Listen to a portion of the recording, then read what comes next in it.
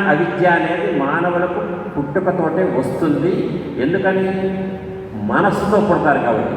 మనిషికి మనసే తీరని శిక్ష అని ఒక కవి రాస్తే ఒక గాయకుడు వారారు.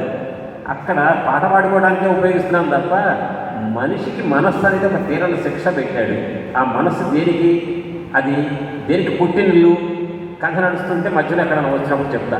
మనయేవ మనుష్యాణం కారణం బంధమోక్షయే అంటుంది శాస్త్రం. అంటే మనిషి బంధంలో చిక్కుకోవాలన్నా, మోక్షం పొందాలన్నా మనిషి శరీరంలో ఉన్న చేతులు, కాళ్ళు, ముక్కు, కళ్ళు కాదండి, మనస్సు. ఆ మనస్సును సంస్కరించేవాడు గురువు.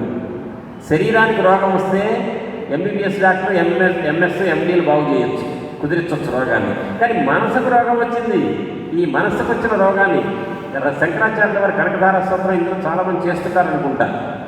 అందులో కనకధార స్తోత్రం చెప్తూ మధ్యలో ఒక మాట, దద్యాదయానుపవనో ద్రవిణాంబుధారాం అస్మిన్ అకించన విహంగసి సౌవిషన్నే దుష్కర్మఘర్మ పనీయ చిరాయ దూరం నారాయణ ప్రణయిని నయనాంబువాహ అంటారు శంకరాచార్యుల వారు.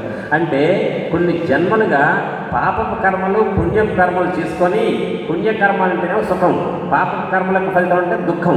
దుఃఖాన్ని అనుభవిస్తాడు. అరే దుఃఖం అనుభవించడానికి చాలా బాధగా ఉంది అని పాప పనులు చేయడం ఆపడు, మళ్ళీ చేస్తూనే ఉంటాడు. మళ్ళీ పాప పనుల నుంచి వచ్చే దుఃఖం అంతా పోగేసుకుంటుంటాడు. పుణ్యం పనులు చేయకుండా పుణ్యం పనులు చేస్తాడు. ఎందుకు? పాప పనులు చేశాడుగా, మరి వాటిని ప్రక్షాళన చేసుకోవడం కోసం పుణ్య కార్యక్రమాలు చేయాలి. కొన్ని ఆ పుణ్య కార్యక్రమాల్లో పుణ్యం సంపాదిస్తాడు. ఈ రకంగా మనిషి పాపపు కర్మల యొక్క ఫలితం దుఃఖాన్ని, పుణ్యపు కర్మల యొక్క ఫలితం సుఖాన్ని సంపాదించుకొని ఈ రెండింటిని అనుభవిస్తుంటే, ఆ అనుభవించేటువంటి మనిషట పుణ్య ఫలితం, పాప ఫలితం రెండింటినీ కూడా జీరో చేసుకుంటే తప్ప మోక్షం రాదట.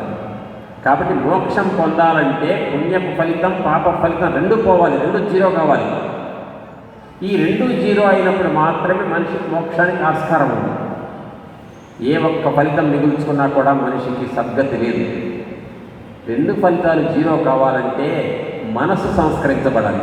ఆ మనసును సంస్కరించేవాడు ఎవరంటే సద్గురువు.